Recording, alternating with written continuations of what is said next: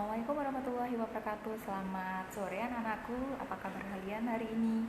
Baik, hari ini Bu Ana mengajak kalian belajar tentang pengaruh budaya India. Lebih tepatnya yaitu masuknya India ke Nusantara. Tentunya erat kaitannya kita membahas tentang bagaimana proses masuknya ya budaya India yang masuk ke Nusantara. Oke.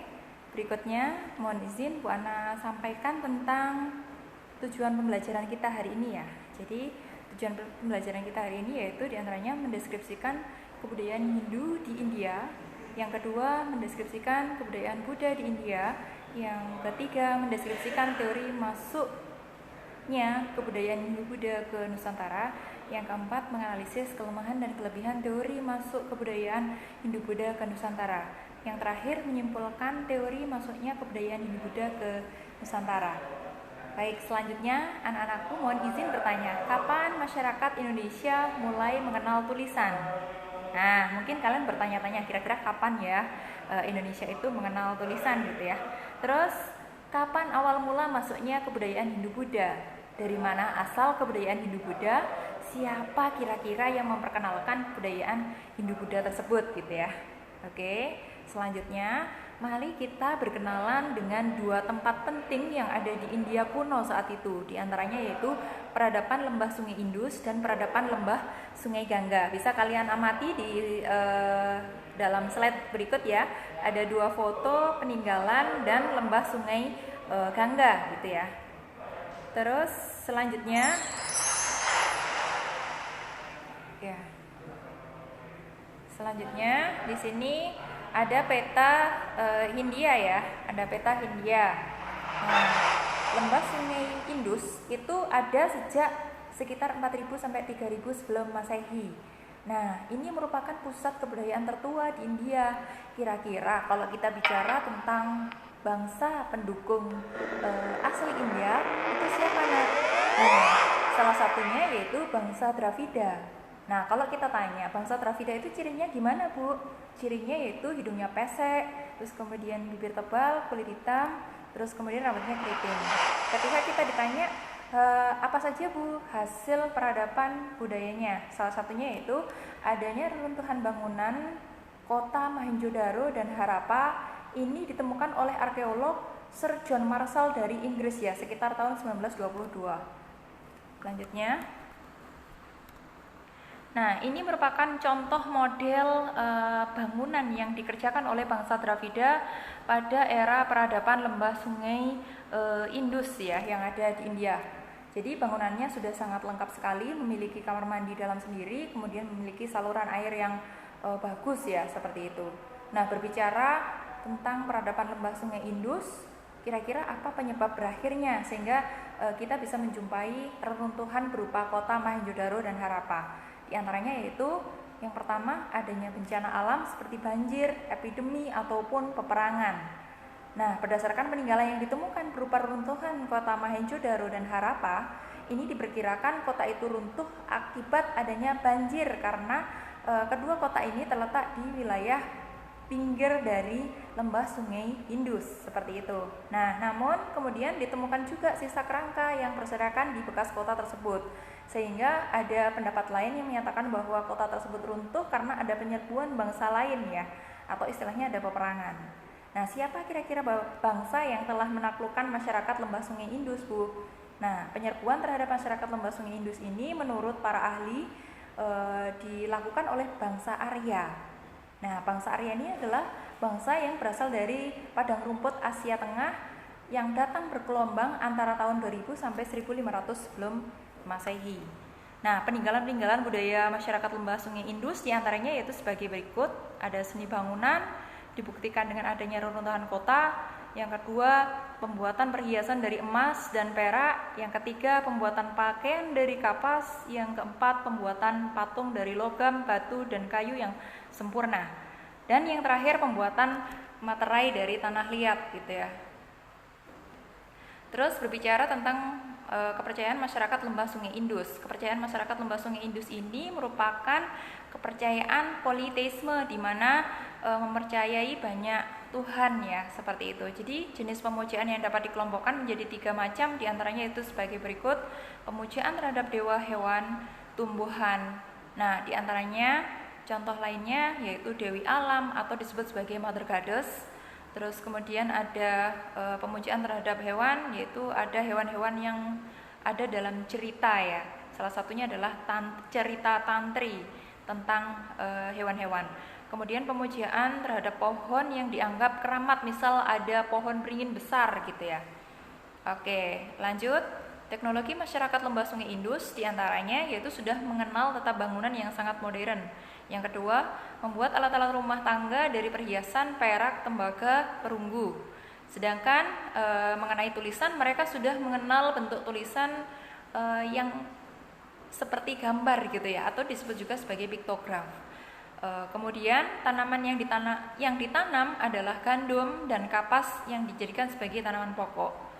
Selanjutnya, membuat saluran irigasi dari sungai ke sawah.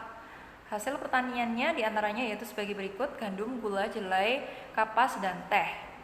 Nah, ini merupakan peta India, yaitu peta tentang kedatangan bangsa Arya dari wilayah Timur Tengah menuju ke wilayah India.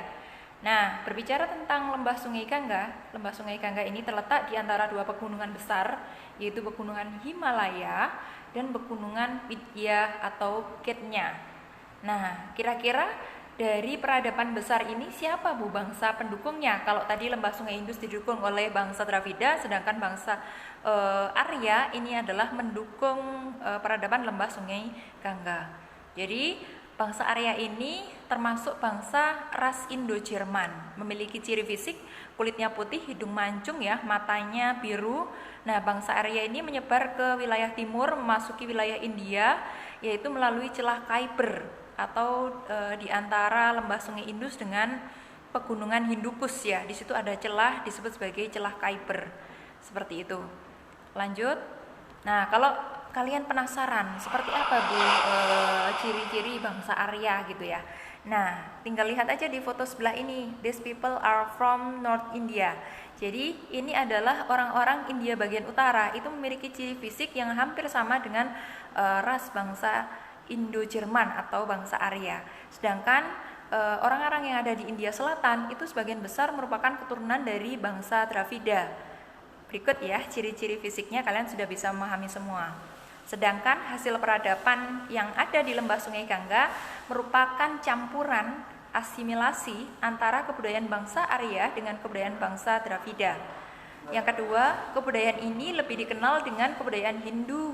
Daerah-daerah yang didukung oleh bangsa Indo-Arya sering juga disebut dengan Arya Vatra. Nah, hasil peradaban terbesar adalah lahir agama Hindu dan Buddha. Nah, berikut ya nak. Agama Hindu tumbuh bersama dengan kedatangan bangsa Arya ke Mohenjo-daro sekitar 2000 sampai dengan 1500 sebelum Masehi, mendesak bangsa Dravida dan Munda gitu ya. Jadi bangsa Dravida disebut juga Anasa yang berarti hidung pesek dan Dasa yang berarti raksasa. Bangsa Arya sendiri termasuk dalam ras Indo-Jerman. Nah, gini ya nak ya. Sudah paham semua? Nah, selanjutnya agama Hindu itu lahirnya gimana Bu ya? Jadi agama Hindu itu merupakan sinkretisme atau percampuran antara kepercayaan bangsa Arya dan bangsa Dravida. Arya mempunyai kepercayaan untuk memuja banyak dewa atau politeisme. Dravida memuja roh nenek moyang. Terjadi perpaduan antara budaya Arya dan budaya Dravida disebut juga sebagai kebudayaan Hindu. Istilah Hindu diperoleh dari nama daerah asal penyebaran agama Hindu sendiri, yaitu lembah Sungai Indus. Nah, kalau kita bicara tentang kitab-kitab agama Hindu itu ada 4 ya nak ya. Yang pertama ada Rig Veda, Samaveda, Yajurveda, Atharva Veda. Oke, isinya apa aja? Jadi Rig Veda itu isinya tentang ajaran agama Hindu. Kemudian ada Samaveda, ini berisi tentang syair-syair Rig Veda yang diberi tanda agar dapat dinyanyikan. Terus kemudian Yajurveda ini berisi tentang syair yang mengantar saji-sajian kepada dewa gitu ya. Terus yang berikutnya Atharva Veda, ini syair-syair yang berisi mantra yang digunakan untuk ilmu gaib. Seperti itu. Terus Hindu sendiri erat kaitannya dengan sistem kasta atau pelapisan sosial ya. Jadi kasta atau catur warna adalah suatu sistem pelapisan masyarakat yang punya tujuan politis agar tidak bercampur antara bangsa Dravida dengan bangsa Arya gitu ya. Kalau melihat tingkatan kasta ya seperti ini nak. Jadi kasta tertinggi adalah kasta Brahmana, yang kedua kasta Ksatria, yang ketiga kasta Waisya, kasta Sudra adalah kasta yang terakhir. Ternyata di luar kasta tersebut ada juga golongan lainnya yang tidak masuk ke dalam kasta itu ya. Salah satunya itu golongan Pariya dan Candala. Nah, untuk sistem kepercayaannya.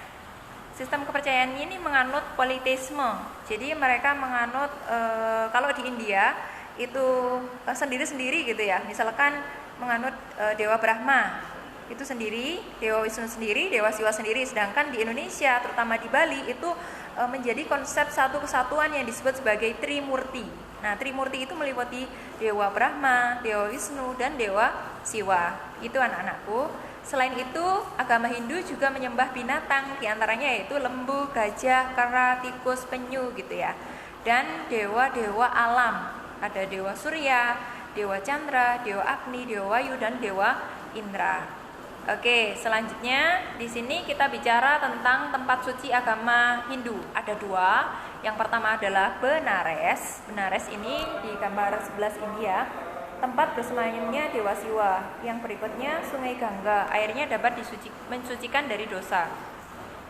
Sedangkan bicara tentang agama Buddha. Agama Buddha ini lahir dari adanya protes ya yang dilakukan oleh Siddhartha Gautama terhadap kebijakan kasta gitu ya, sehingga tujuannya adanya agama Buddha ini awalnya adalah sebuah kepercayaan saja, namun seiring dengan berkembangnya waktu menjadi sebuah agama gitu. Nah, latar belakang munculnya agama Buddha, jadi ya adanya dominasi golongan Brahmana atas ajaran dan ritual keagamaan masyarakat India, adanya sistem kasta dalam agama Hindu. Pak, izin pinjam ruangan. Oke. Kemudian kita bicara tentang kitab suci agama Buddha. Itu ada 3 jenis ya, nah, yang namanya Tripitaka. Nah, yang pertama Vinaya Pitaka ini berbicara tentang hukum mengatur cara hidup pemeluknya. Yang kedua tentang Sutranta Pitaka, ini wejangan-wejangan Sang Buddha. Yang ketiga Abhidharma Pitaka, ini penjelasan tentang soal keagamaan. Jadi kitab suci agama Buddha adalah Tripitaka gitu ya. Terus berbicara tentang aliran-aliran yang ada dalam agama Buddha. Kalau kita bicara di Cina, Korea, Jepang, itu alirannya adalah aliran Hinayana gitu ya. Jadi menganut dewa-dewi selain Sang Buddha. Mungkin kalian pernah lihat film Oriental gitu ya. Di sana diceritakan bahwa menganut Dewi Kuan Im. Nah, itu masuk ke aliran Hinayana. Sedangkan kalau di Indonesia itu adalah aliran Mahayana ya. Jadi fokus utamanya percaya pada Sang Buddha saja. Bicara tentang tempat suci agama Buddha, itu ada 4. Yang pertama adalah Taman Lumbini. Taman Lumbini ini adalah tempat di mana Sang Buddha ini dilahirkan atau Siddhartha Gautama ini dilahirkan. Kemudian yang kedua Bodh Gaya sebagai tempat Siddhartha menerima penerangan agung. Dan yang ketiga Benares Taman Rusa sebagai tempat Siddhartha pertama kali mengajarkan ajarannya. Dan yang keempat Kusinagara merupakan tempat wafatnya Siddhartha Gautama. Nah, kalau bicara tentang bagaimana Bu Hindu Buddha itu bisa masuk ke Nusantara, nanti kita kupas dari beberapa teori yang ada ya nak ya. Yang pertama adanya penemuan arca perunggu ini sekitar tahun 1921 ya di daerah desa Sikendeng pada tepian Sungai Karama, utara kota Mamuju, Sulawesi Barat gitu ya. Terus yang kedua ada arca sejenis juga yang ditemukan di Jember, Jawa Timur, bahkan di Bukit Seguntang, Sumatera Selatan. Nah, arca ini dibuat secara atau menggunakan teknik acer perdu ya, dengan cara teknik cor lilin ya. Seperti itu. Terus kemudian arca ini ternyata memiliki fungsi sebagai pelindung para pelaut penganut agama Buddha supaya ketika mereka melakukan perdagangan dan perjalanan menggunakan kapal layar itu diberikan keselamatan. Nah, arca Buddha ini memiliki nilai nasional. Di antaranya itu karena sifatnya yang langka, unik, jumlahnya juga sedikit di Indonesia. Nah, ini karena menjadi satu-satunya arca Buddha di Pangkara. Nah, ini hanya ditemukan di Indonesia. Arca Buddha ini ditemukan di wilayah Kutai ya. Bicara tentang teori masuknya pengaruh budaya India atau masuknya Hinduisasi ke Indonesia itu ada 4 teori. Yang pertama dikemukakan oleh Brahmana.